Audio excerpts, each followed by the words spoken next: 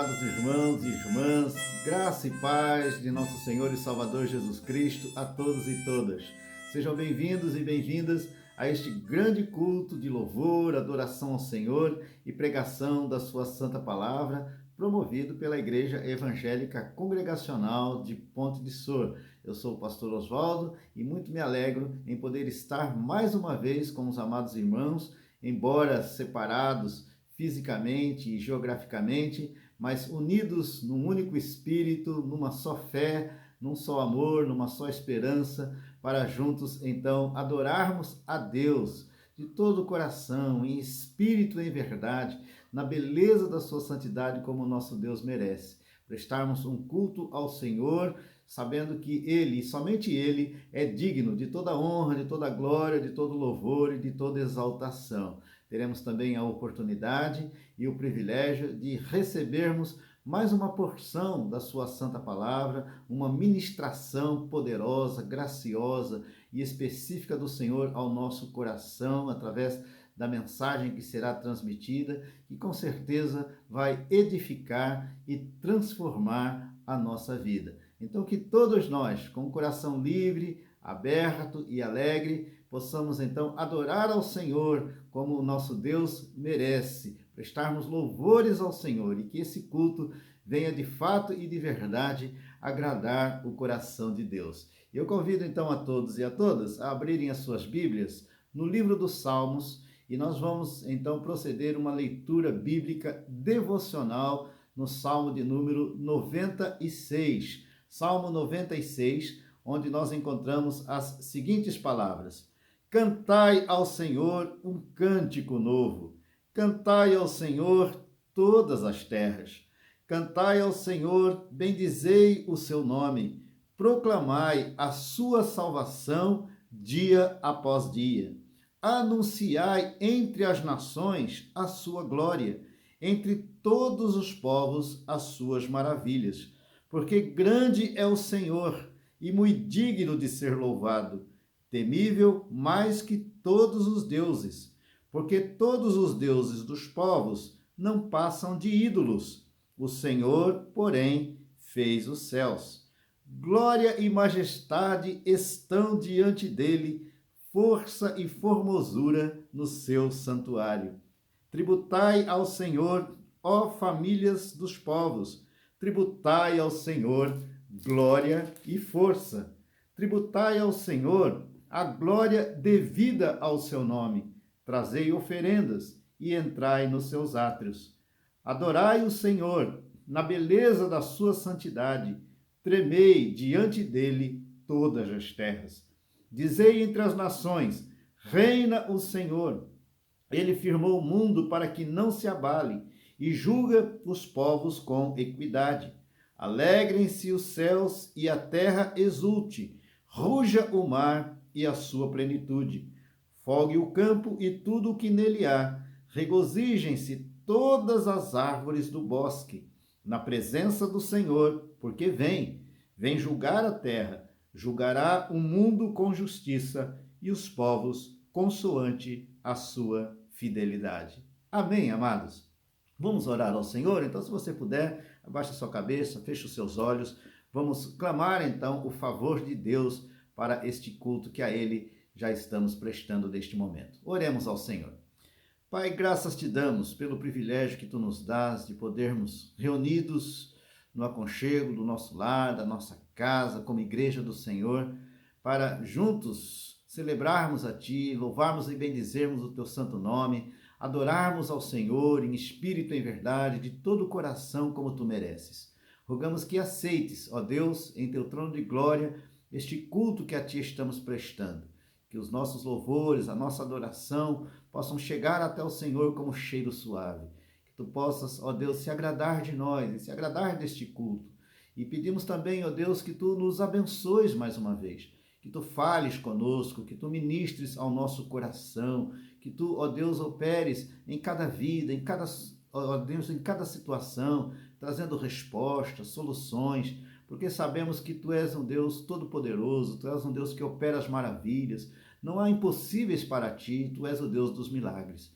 Então vem sobre nós com poder e graça, mas que acima de tudo, Senhor, o teu nome, tão somente o teu nome, seja exaltado e glorificado através deste culto. Então fica à vontade entre nós, ó Deus, e cumpre o teu propósito para este culto, em nome do Senhor Jesus. Louvado seja o teu nome, porque tu és poderoso para fazer infinitamente mais do que tudo o que pedimos ou pensamos, segundo o teu poder que opera em nós. Assim oramos, agradecidos, em nome do Senhor Jesus, o teu Filho amado, e todo o teu povo diz amém e amém.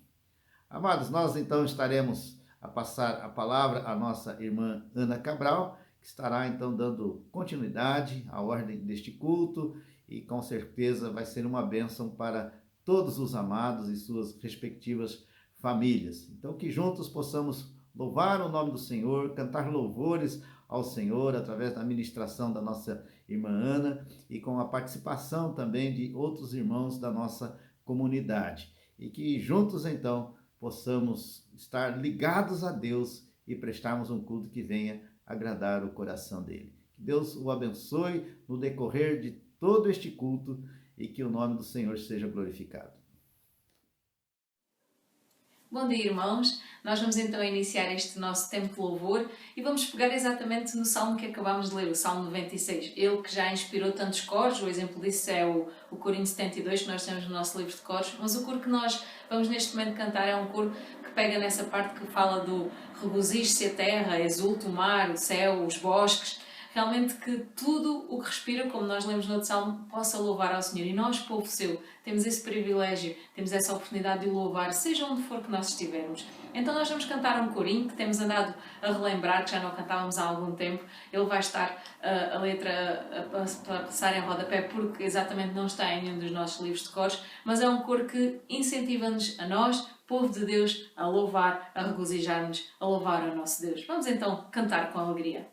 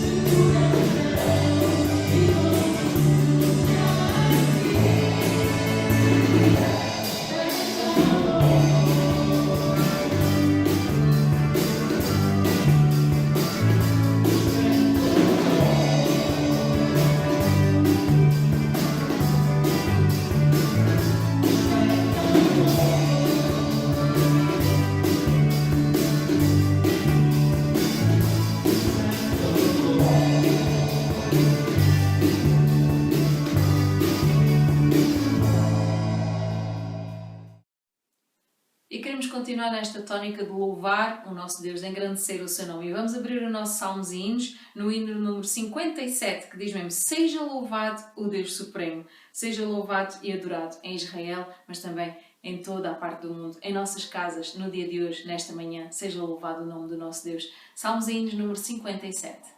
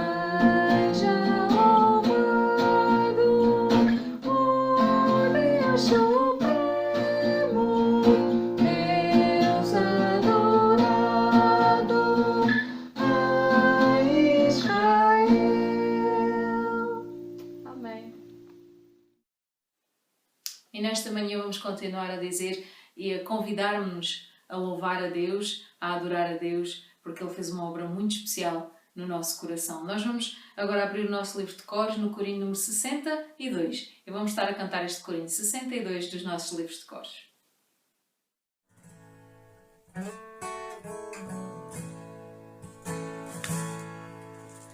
Vamos adorar a Deus, vamos adorar a Deus, vamos invocar seu nome, vamos adorar a Deus. Ele veio em minha vida num dia especial, trocou meu coração por um novo coração, e esta é a razão porque eu digo que vamos adorar a Deus. Quando eu adoro a Deus, quando eu adoro a Deus, o seu gozo inunda o meu ser. Quando eu adoro a Deus, Ele veio à minha vida num dia especial, tocou meu coração por um novo coração, e esta é a razão porque eu digo que vamos adorar a Deus. Podes adorar a Deus, podes adorar a Deus, basta invocar seu nome,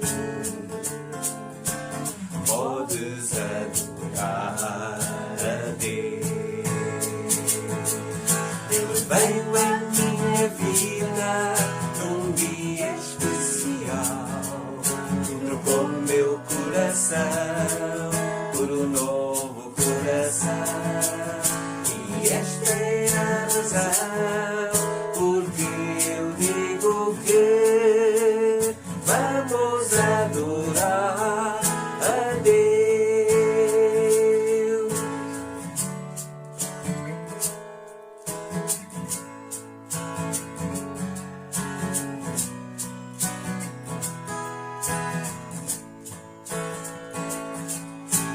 veio à minha vida num dia especial.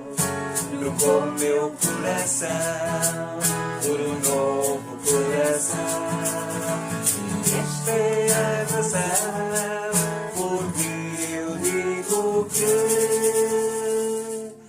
vamos adorar a Deus.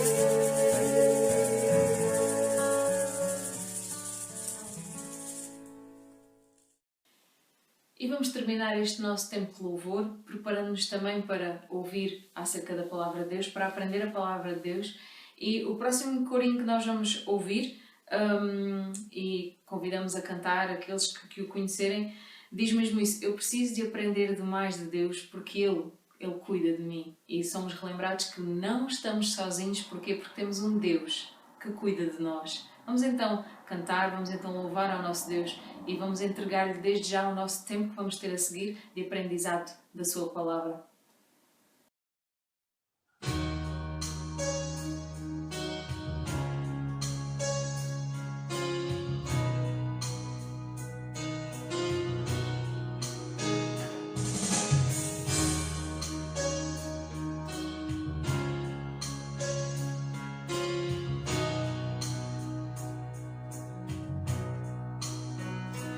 Eu preciso aprender um pouco aqui. Eu preciso aprender um pouco ali. Eu preciso aprender mais de Deus, porque Ele é quem cuida de mim. Se uma porta se fecha aqui, outras portas se abrem ali. Eu preciso aprender mais de Deus, porque Ele é quem cuida de mim. Deus cuida de mim. Deus cuida de mim. Na sombra das suas asas, Deus cuida de mim. Eu amo a sua casa. Eu não ando sozinho, não estou sozinho, pois sei. Deus cuida de mim. Deus cuida de mim. Na sombra das suas asas, Deus cuida de mim. Eu amo a sua casa. Eu não ando sozinho, não estou sozinho, eu sei. Deus cuida de mim.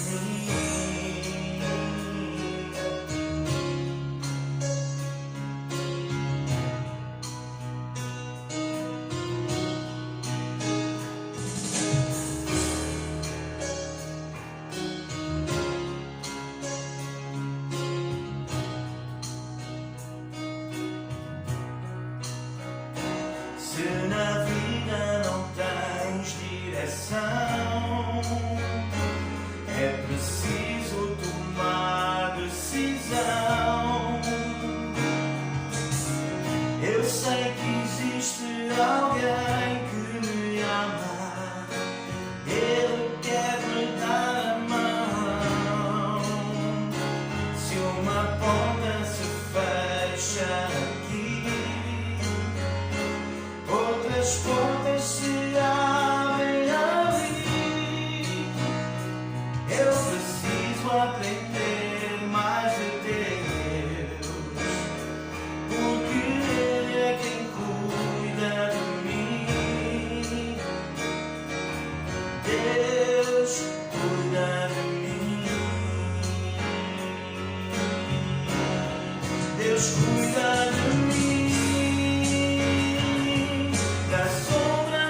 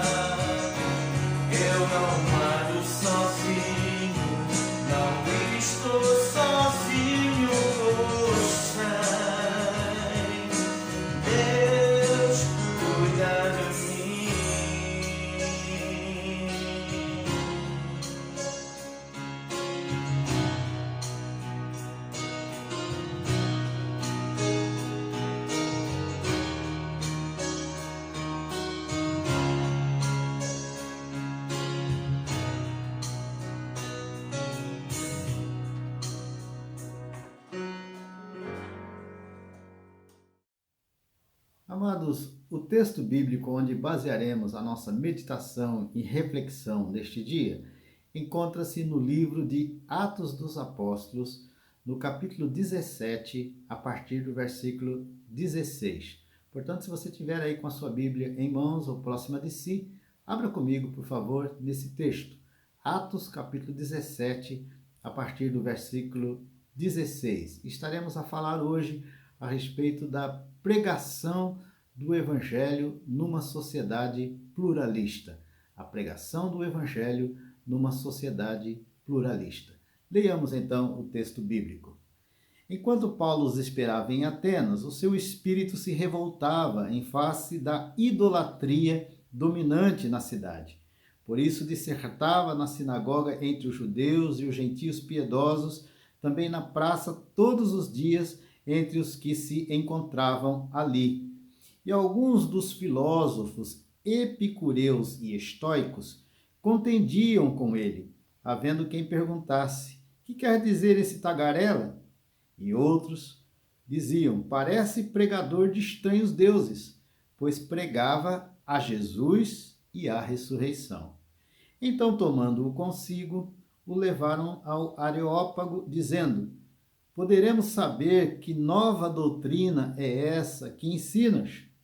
Posto que nos trazes aos ouvidos coisas estranhas, queremos saber o que vem a ser isso.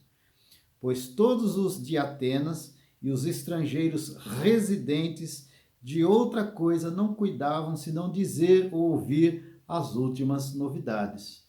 Então Paulo, levantando-se no meio do Areópago, disse: senhores atenienses, em tudo vos vejo acentuadamente religiosos, porque passando e observando os objetos de vosso culto, encontrei também um altar no qual está inscrito: ao Deus desconhecido.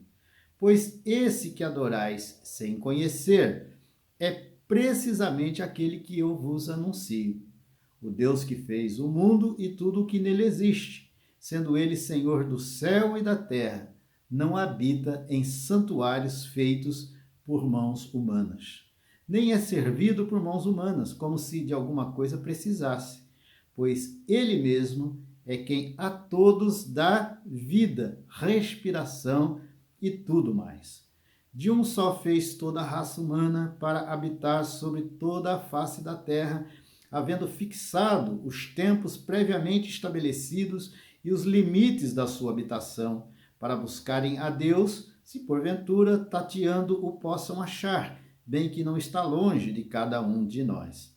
Pois nele vivemos e nos movemos e existimos, como alguns dos vossos poetas têm dito, porque dele também somos geração. Sendo, pois, geração de Deus, não devemos pensar que a divindade é semelhante ao ouro, à prata ou à pedra, trabalhados pela arte e imaginação do homem. Ora, não levou Deus em conta os tempos da ignorância.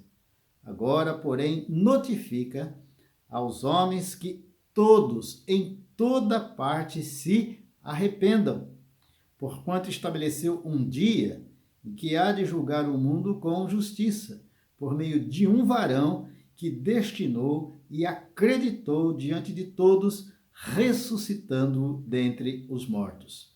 Quando ouviram falar de ressurreição de mortos, uns escarneceram e outros disseram: a respeito disso te ouviremos noutra ocasião. A essa altura, Paulo se retirou do meio deles. Houve, porém, alguns homens que se agregaram a ele e creram. Entre eles estava Dionísio, o Areopagita, uma mulher chamada Dâmaris e com eles outros mais. Amém, amados? Vamos orar mais uma vez? Obrigado, Deus, por esta palavra, pois é uma palavra viva, eficaz, verdadeira, poderosa, transformadora. Fala conosco mais uma vez através da palavra. Aplica, ó Deus, esta palavra ao nosso viver pelo Teu Espírito, de maneira que ela venha transformar a nossa vida, a nossa realidade, a nossa história. Ilumina a nossa mente para percebê-la, para entendê-la, quebranta o nosso coração para acolhê-la, remove, ó Deus, toda e qualquer barreira da nossa vida, quer seja preconceito ou pré-compreensão humana, para que possamos acolher, receber a palavra e que essa palavra venha edificar a nossa vida e transformar a nossa história. Se conosco, Pai, nós precisamos de Ti, queremos ouvir a Tua voz, queremos aprender de Ti, queremos aprender da palavra. Assim oramos, agradecidos em nome do Senhor Jesus, o Teu Filho amado, e todo o Teu povo diz amém e amém, Senhor. Queridos, eu creio que seja desnecessário dizer, porque isso é algo perceptível a todos nós nesses dias, que nós vivemos numa sociedade extremamente diversificada e pluralista. São muitas as formas de se ver, de se pensar e de se viver a vida. Afirma-se que nós estamos a viver numa era chamada pós-moderna e que o que impera nesta era em que nós vivemos é o humanismo antropológico, ou seja, uma ênfase demasiada no próprio homem. Então, o que impera nesses dias, nesse século, é o humanismo. É uma era em que impera também o hedonismo, que é uma ênfase demasiada no prazer. As pessoas não querem saber se é certo ou se é errado, só querem saber se é bom, se é gostoso e se dá prazer, porque o que impera na mentalidade do homem é o hedonismo. Outra coisa que impera nesse tempo é o secularismo. É uma sociedade extremamente secularizada e materialista. Uma outra característica desta era pós-moderna, além do humanismo, além do hedonismo e além do secularismo, é o relativismo ético e moral. Os absolutos estão caindo por terra e tudo então se transformou em coisas relativas. Então, há várias verdades, não existe hoje uma verdade absoluta. Esse é o pensamento do homem do século XXI. Cada um tem a sua própria verdade. Então, tudo hoje é relativo, porque o que impera é o relativismo. Uma outra característica desse tempo é o niilismo, que afirma que não existe um propósito para a vida, para a existência humana. E esse niilismo é que tem causado, na verdade, os inúmeros suicídios que nós temos visto a cada dia. Então é uma sociedade que, na verdade, tirou Deus da sua agenda e da sua própria vida e se entregou então a essas diversas filosofias, muitas delas até ateístas, que surgiu no palco da história e se desenvolveu por toda a Europa e pelo mundo inteiro. Então, é, na verdade, uma sociedade extremamente desafiadora. E nós, como crentes e como igrejas, somos levantados nesse tempo, nesse século, para pregar o evangelho precioso de Cristo Jesus com ousadia, intrepidez, unção e sabedoria. É uma sociedade pluralista, mas que mesmo sem perceber e muitas vezes sem aceitar, precisa tremendamente e desesperadamente do evangelho precioso de Cristo Jesus, que é o poder de Deus para a salvação de todo aquele que crê. E é através do evangelho de Cristo e do próprio Cristo que o homem vai encontrar de fato e de verdade a razão, o propósito da sua existência na face da terra e vai conseguir responder à luz do evangelho e da palavra as três questões fundamentais da vida, que é: de onde eu vim? Por que e para que eu estou aqui neste mundo? Qual é a razão, o propósito da minha existência? E para onde eu vou depois que eu partir deste mundo?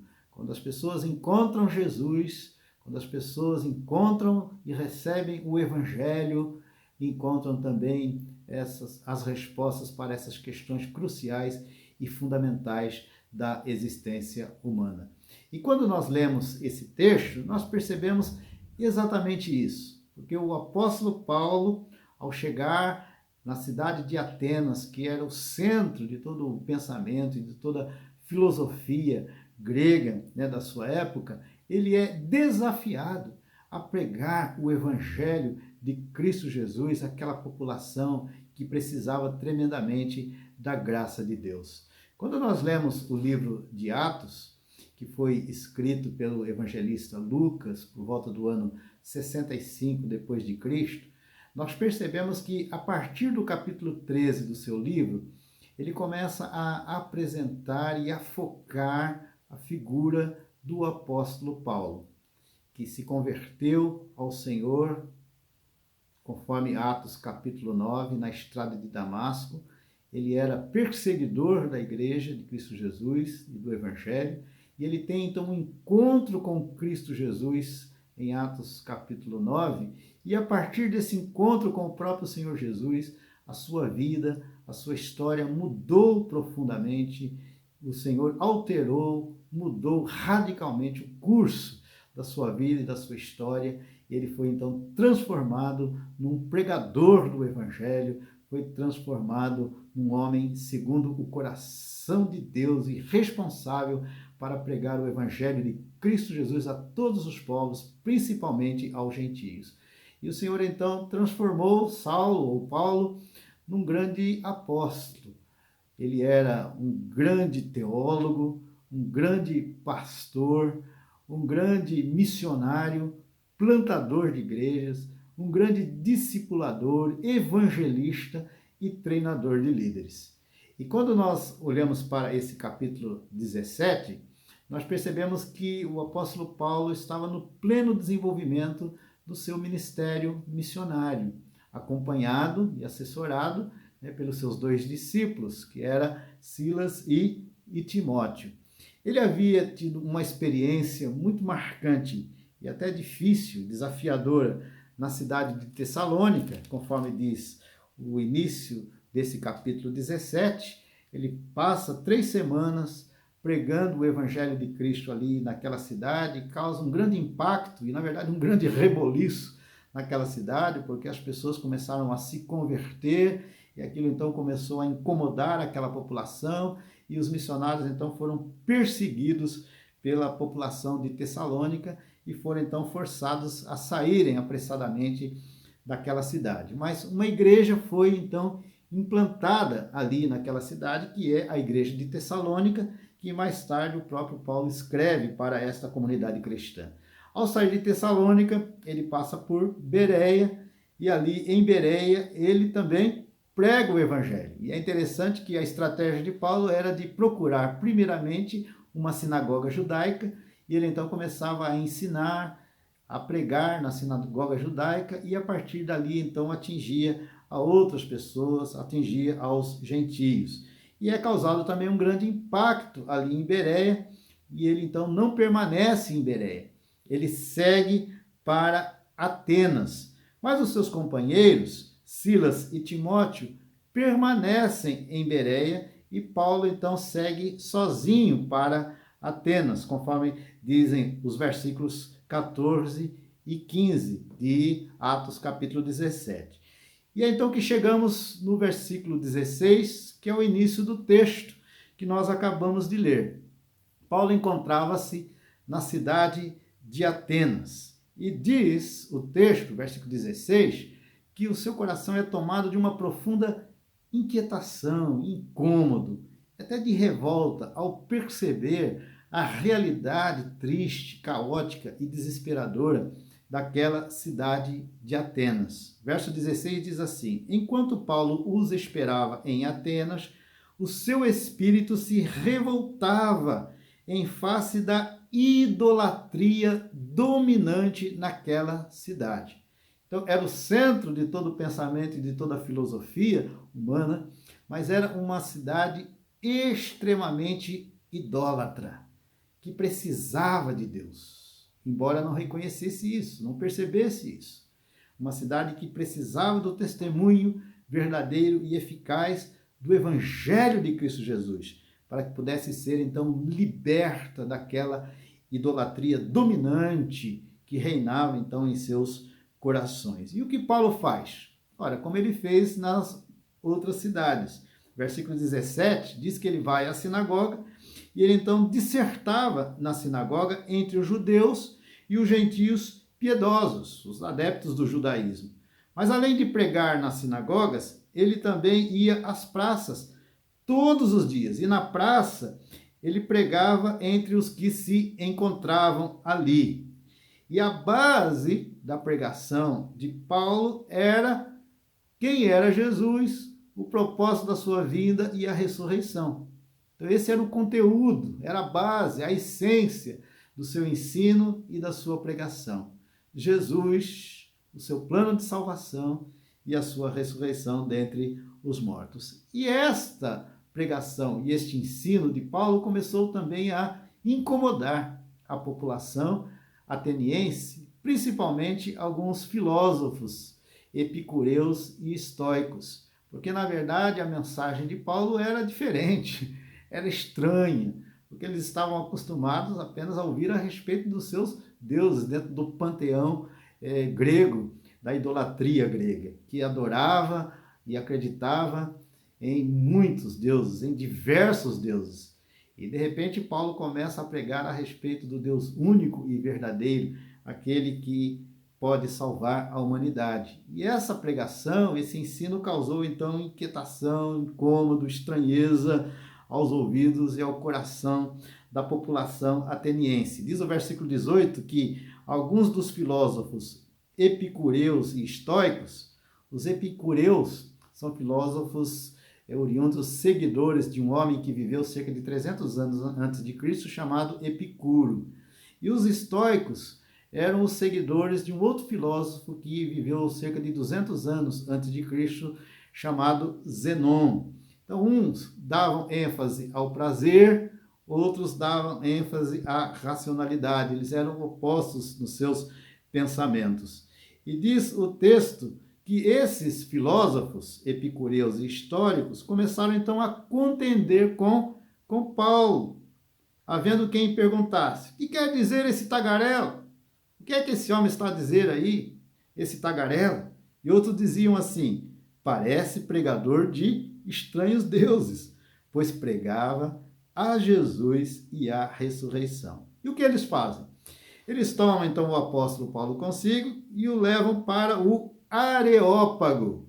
O que era o Areópago? O Areópago ficava na parte noroeste da Acrópole, né, em Atenas, e era também o nome que se dava ao próprio conselho dos filósofos, dos sábios que se reuniam naquele lugar para tratar de várias questões pertinentes àquela comunidade. Era como que fosse um tribunal estabelecido ali naquela cidade, chamado de Areópago.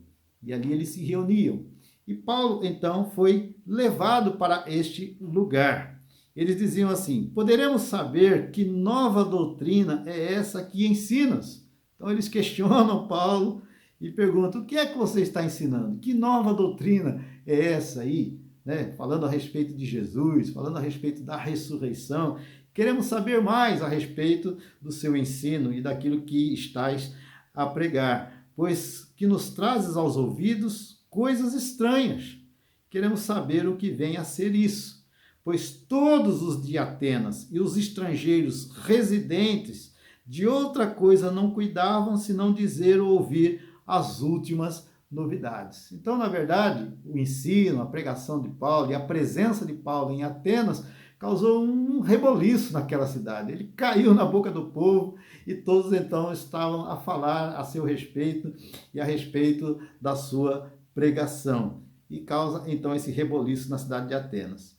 Verso 22 diz que Paulo então se levanta no meio do Areópago e passa então a dizer: senhores atenienses, em tudo vos vejo acentuadamente religiosos, porque passando e observando os objetos de vosso culto, encontrei também um altar no qual está inscrito: ao Deus desconhecido. Pois esse que adorais sem conhecer é precisamente aquele que vos anuncio. Vejam que Paulo, ao entrar ali, ele percebe a realidade à sua volta e percebe que haviam vários altares erigidos a vários deuses. E dentre esses altares havia um altar ali que tinha essa placa ali inscrita: ao Deus desconhecido.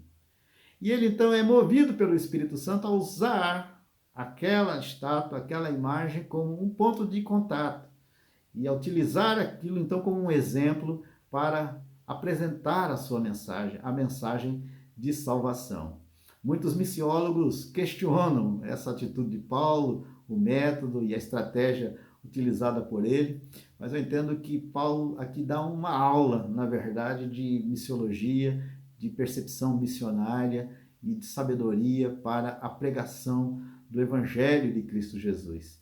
E ele então é movido pelo Espírito Santo a usar isso como exemplo para apresentar a mensagem do Evangelho àquele povo idólatra, que não conhecia absolutamente nada a respeito de Deus, a respeito de Jesus, a respeito da salvação, a respeito da morte e da ressurreição de Cristo Jesus. Então ele diz, olha, é exatamente a esse Deus que vocês adoram sem saber, conscientemente, que eu estou anunciando.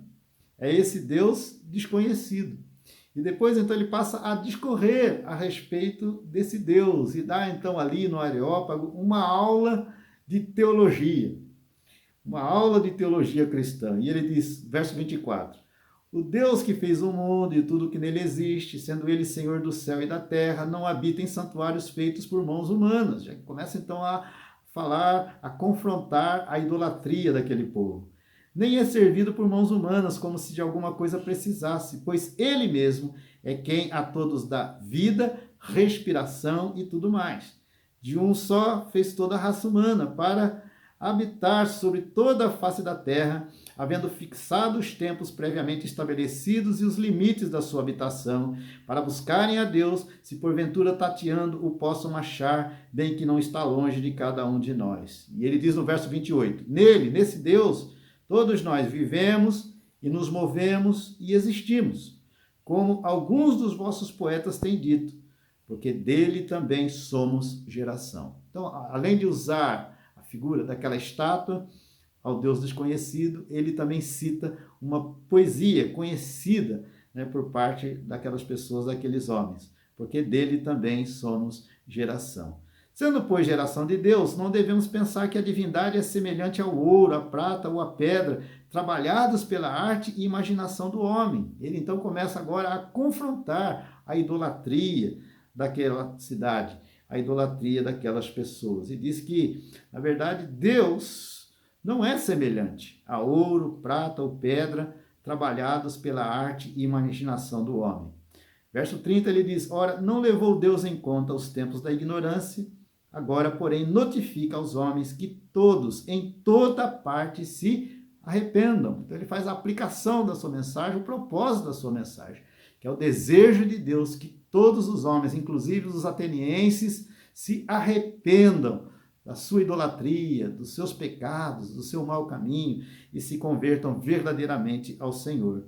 Porquanto estabeleceu um dia em que há de julgar o mundo com justiça, por meio de um varão, e esse varão é o Senhor Jesus Cristo, que destinou e acreditou diante de todos, ressuscitando-o dentre os mortos. E ele então dá mais uma vez a ênfase na ressurreição de Cristo Jesus.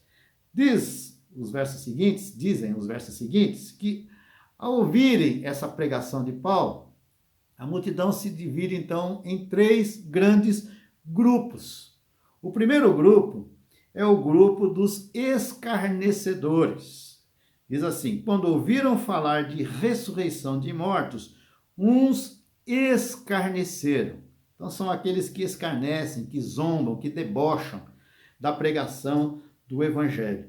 O segundo grupo foi o grupo dos procrastinadores, ou seja, aqueles que deixaram para depois, que não se decidiram, não se posicionaram, mas deixaram para depois. Diz o texto, outros disseram, a respeito disso, te ouviremos noutra ocasião. É o grupo dos procrastinadores. A essa altura, Paulo se retirou do meio deles. E então surge um terceiro grupo. Além do grupo dos escarnecedores e do grupo dos procrastinadores, há também o grupo daqueles que creram verdadeiramente. E por crerem, então, foram salvos, verdadeiramente salvos, pela graça de Deus. Verso 34 diz: houve, porém, alguns homens que se agregaram a ele e creram.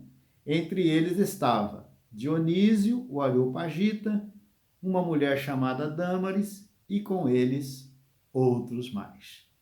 E amados, nós sabemos que o nosso dever, a nossa incumbência e obrigação como igreja é a de pregar o Evangelho com ousadia, intrepidez, sabedoria, inteligência e na unção do Espírito Santo.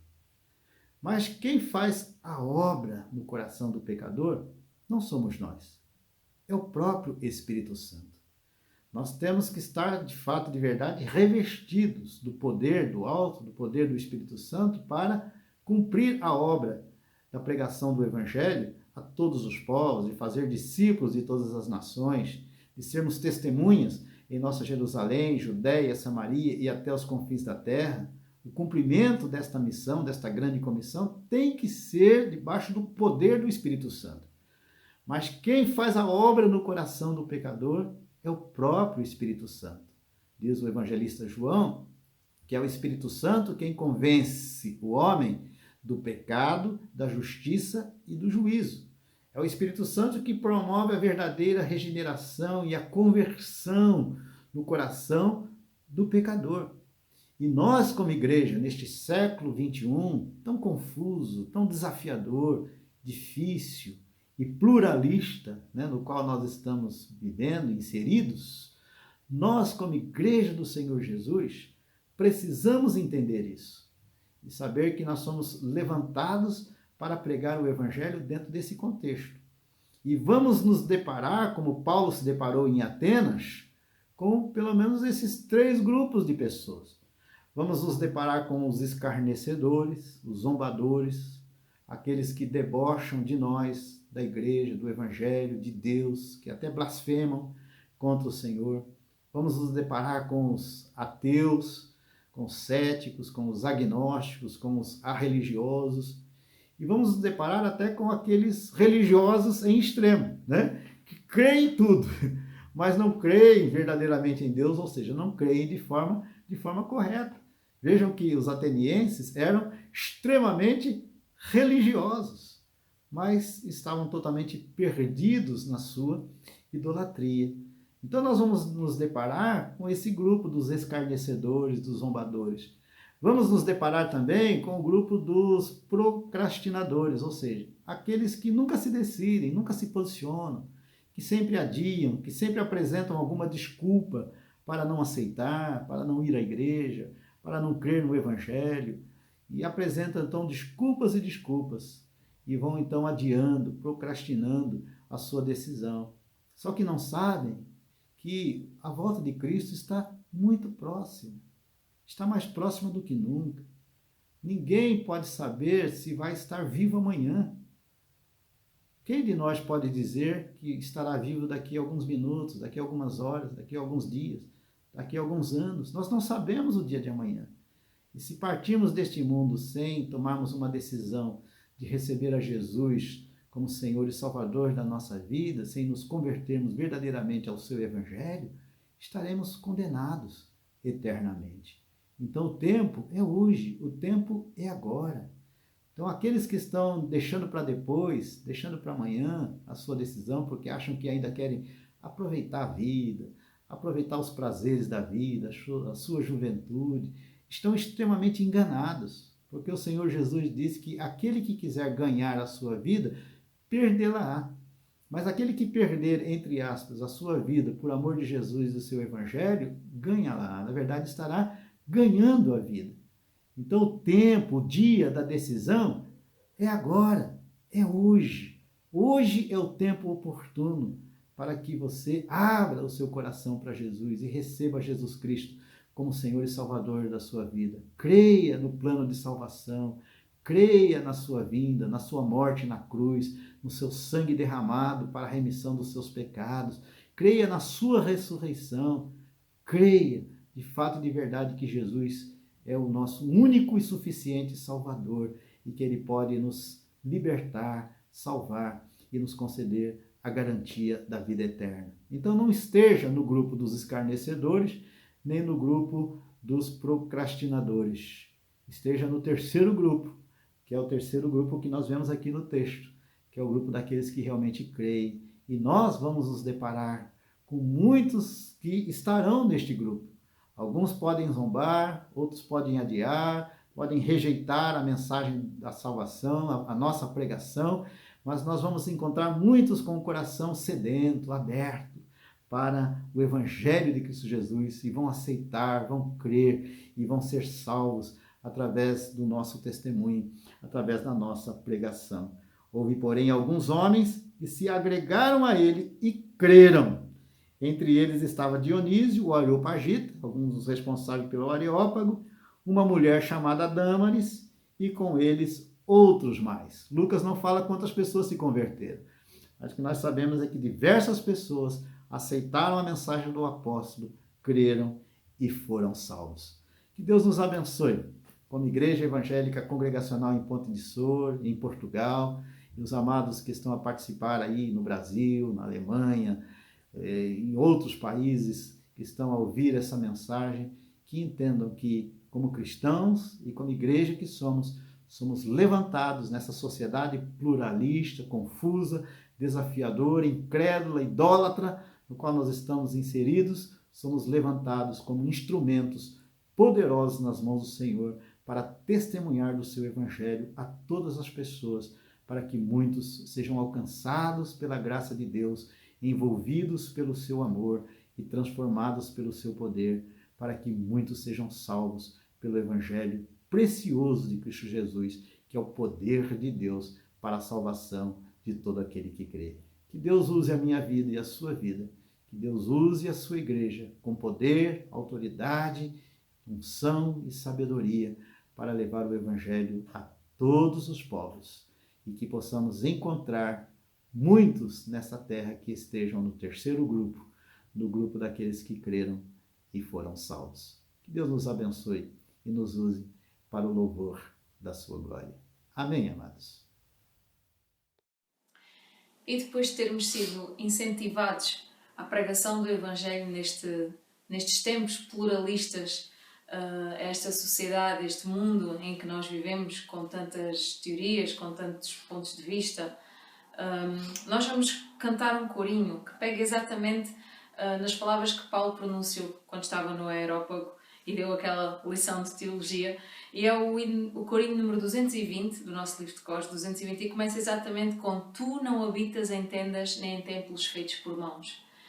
Que nós realmente saibamos reconhecer quem é o Deus verdadeiro no meio de todo este tempo confuso que nós vivemos. Quem é o Deus verdadeiro? Quem é o Deus a quem nós adoramos? E que possamos com ousadia pregá-lo, anunciá-lo em toda a parte a todas as pessoas. Vamos então louvar ao nosso Deus com este corinho 220 do nosso livro de cores.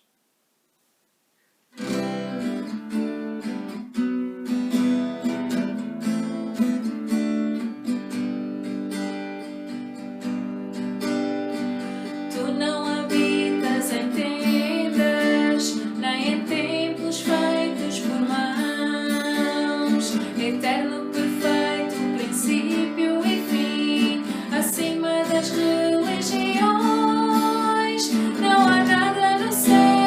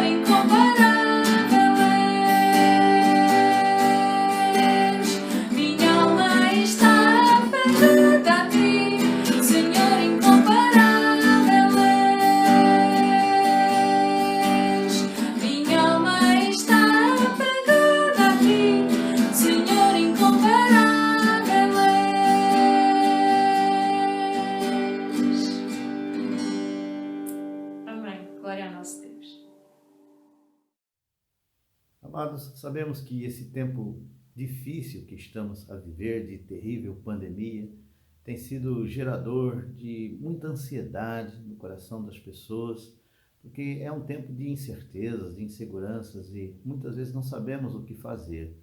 Mas a palavra do Senhor nos diz em Filipenses capítulo 4, a partir do versículo de número 4, o seguinte: alegrai-vos sempre no Senhor, outra vez vos digo, alegrai-vos. Seja a vossa moderação conhecida de todos os homens, perto está o Senhor. Não andeis ansiosos de coisa alguma.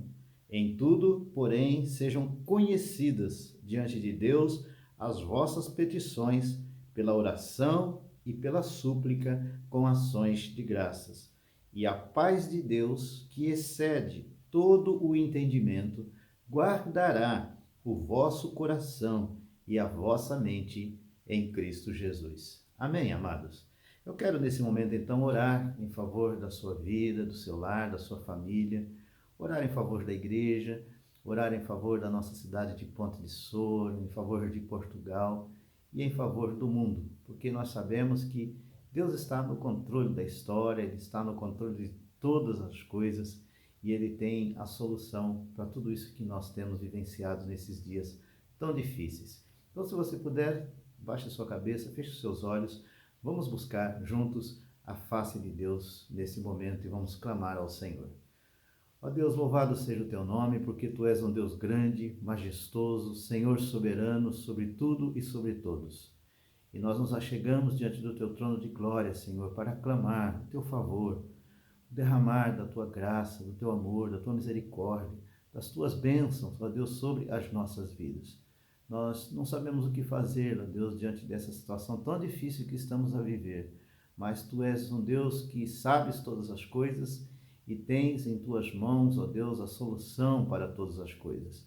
Por isso rogamos, ó Deus, que tu nos abençoes, que tu tenhas misericórdia de nós, que tu, ó Deus, estejas agindo em cada vida, em cada coração, em cada lar, derramando, ó Deus, a tua graça, o teu consolo, renovando, ó Deus, a fé, a esperança, o amor, renovando também as forças físicas, emocionais e espirituais, para que possamos enfrentar e vencer, ó Deus, esta grande tempestade que veio sobre nós.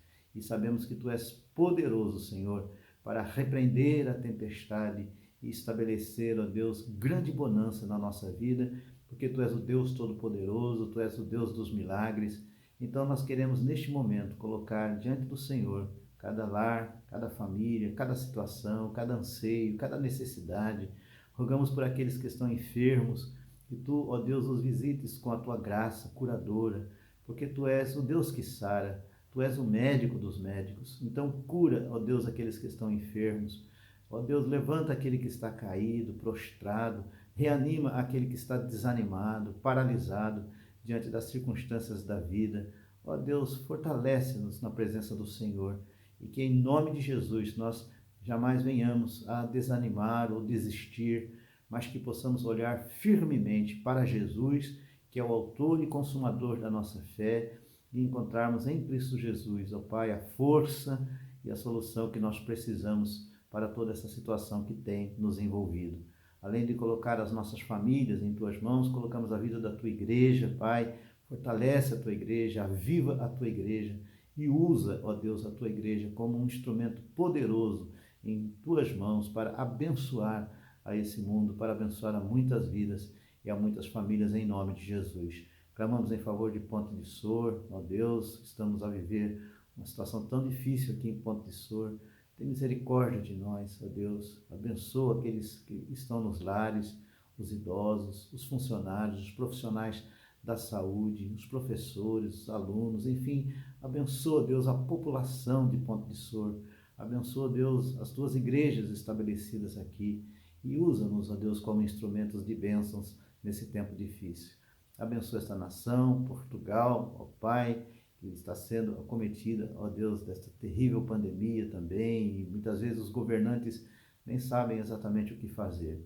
Então tem misericórdia dessa nação, tem misericórdia, ó Deus, do mundo, dos países, ó Deus, de todos os irmãos que estão a participar desse culto conosco. Visita, ó Deus, cada país, visita cada lar, cada família, cada vida, em nome de Jesus, Pai. E que, acima de tudo, o Teu nome seja exaltado, glorificado, e que essa situação difícil possa gerar quebrantamento no coração das pessoas, possa abrir os seus olhos para que compreendam, ó Deus, a verdade do Evangelho, para que creiam em Ti, recebam a Jesus como Senhor e Salvador de suas vidas e sejam transformadas e recebam, ó Deus, a garantia da vida eterna que somente o Senhor pode nos proporcionar e mais ninguém. Ó Deus, nós precisamos de Ti. Louvado seja o Teu nome, porque Tu és a nossa rocha, Tu és a nossa fortaleza, Tu és socorro bem presente na angústia, nas tribulações, nas circunstâncias difíceis do nosso viver. Tu nunca nos abandonas, Tu nunca nos desamparas. Louvado seja o Teu nome, porque sabemos e cremos que Tu realmente tens cuidado de nós. Então, louvado e engrandecido seja o Teu santo nome. Assim oramos, agradecidos, em nome do Senhor Jesus, o Teu Filho amado, e todo o Teu povo diz amém e amém, Senhor. Amém, amados? Que Deus abençoe ricamente a todos os queridos. Então, ser forte e corajoso, não temas, porque o Senhor teu Deus é contigo, por onde quer que andares. Aproveitando este momento também de intercessão, eu quero dar uma palavra de orientação aos irmãos em relação ao próximo domingo. Então, o próximo domingo é o primeiro domingo do mês de fevereiro. E como não teremos ainda condições de nos reunirmos presencialmente, então a nossa Santa Ceia será online. Eu estarei a ministrar, daqui de casa a Santa Ceia, e os irmãos vão então participar da Santa Ceia na sua própria casa. Então esteja preparado para o próximo domingo, separando o pão, o vinho, para que no momento oportuno, no momento certo, então, os amados possam participar conosco da Santa Ceia do Senhor. Então, por favor, avise os demais, para que os demais irmãos também possam se preparar e estejam, então, preparados para o próximo domingo, que é o culto de Santa Ceia ao Senhor. Que Deus nos abençoe. Encerrando ainda este tempo de oração que acabamos de ter, nós vamos abrir o nosso livro de coros no corinho número 71, onde nós afirmamos que acreditamos que Deus vai ouvir a nossa oração, que Deus está presente aqui, que Deus está presente connosco quando nós falamos com Ele. Vamos então, ainda em atitude de oração, cantar ao nosso Deus, corinho número 71 dos nossos livros de coros.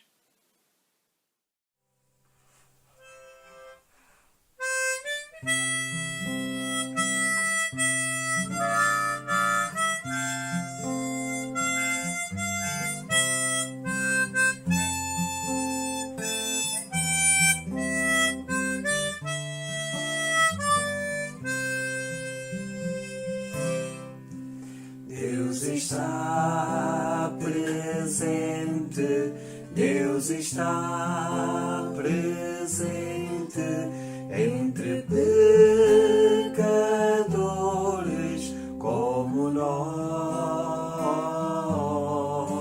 Deus está presente, Deus está presente, Deus está presente, pronto a perdoar. Deus irá ouvir nossa oração, nosso fardo vai sobre se levar, pois Deus está presente, pronto para salvar, pronto para ajudar. Deus está presente.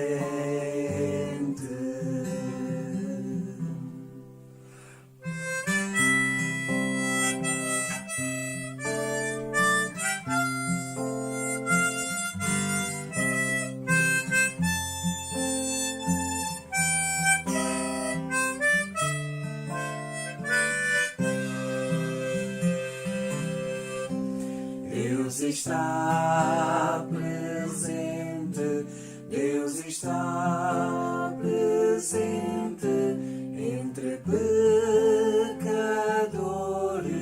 como nós. Deus está presente, Deus está presente, Deus está presente, pronto a perdoar.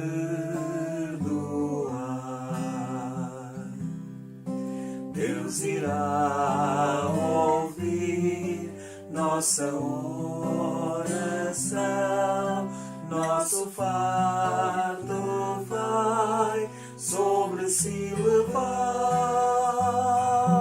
pois Deus está presente, pronto para salvar, pronto para ajudar. Deus está presente. Deus irá ouvir nossa oração, nosso fardo vai sobre si levar, pois Deus está presente, pronto para salvar, pronto para ajudar. Deus está presente.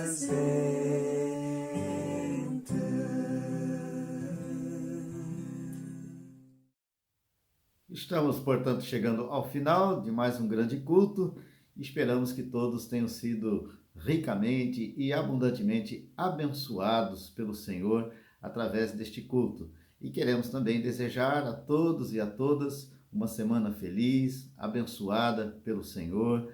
Que Deus nos guarde, nos livre e nos dê também a capacidade, de suportarmos essa situação difícil que temos vivenciado de pandemia, mas que jamais venhamos a perder a fé, a esperança e a coragem, e que possamos confiar plenamente no Senhor, certos de que Ele está conosco sempre, Ele nunca nos abandona, nunca nos desampara. Nós temos um Deus que realmente tem cuidado de nós e, conforme diz a palavra, Ele é o nosso refúgio e fortaleza, socorro bem presente na angústia. Louvado seja o nome do Senhor. Mas faça a sua parte, sendo cuidadoso, evitando aglomeração, ficando em casa nesse período de confinamento, usando as máscaras, fazendo a higienização necessária. Então, faça a sua parte, tenha todos os cuidados de si próprio e também dos seus, para que não venhamos, então, a prejudicar outras pessoas com atitudes irresponsáveis e inconsequentes. Então, que Deus abençoe, a todos os amados irmãos, lembrando que na quarta-feira estaremos juntos mais uma vez para o nosso culto em direto, e esse culto de quarta-feira também tem sido uma bênção para todos nós, e queremos então convidá-los e convidá-las para estarem conosco também no culto de quarta-feira. Beijo no coração de todos os amados e fiquem na paz de Deus. Recebam agora a bênção apostólica. E que a graça de nosso Senhor e Salvador Jesus Cristo, que o amor de Deus, o nosso eterno Pai, que a comunhão, a consolação e o poder do Espírito Santo sejam sobre todos nós e sobre todo o teu povo espalhado pela face da terra, desde agora e para todo sempre. Amém e amém.